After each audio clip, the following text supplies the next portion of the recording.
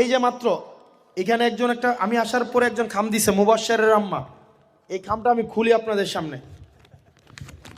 আমি এটার মধ্যে মনে হয় পয়সাপাতি আছে, আমি যদি ভুল না করে থাকি। হ্যাঁ, এটার মধ্যেও দেখেন টাকা দিয়ে গেছে। তো যাহার এই চান্দাবাজের টাকা নাই, মামলাবাজের টাকা নাই, তার আছে কি আল্লাহ আর আছে কি আপনারা। আল্লাহকে ঠেকায় রাখছে, আল্লাহকে ঠেকায় রাখছে। এই পুরা নির্বাচনে এটাও টাকা দিছে না, তিতাস থেকে। গতকাল হচ্ছে ওই জামাতে আমিরের প্রোগ্রামে গেলাম কুমিল্লা শহরে, একজন 1 লক্ষ টাকার একটা চেক দিছে। তো দেখেন আল্লাহ কি ঠেকায় রাখছে বলেন?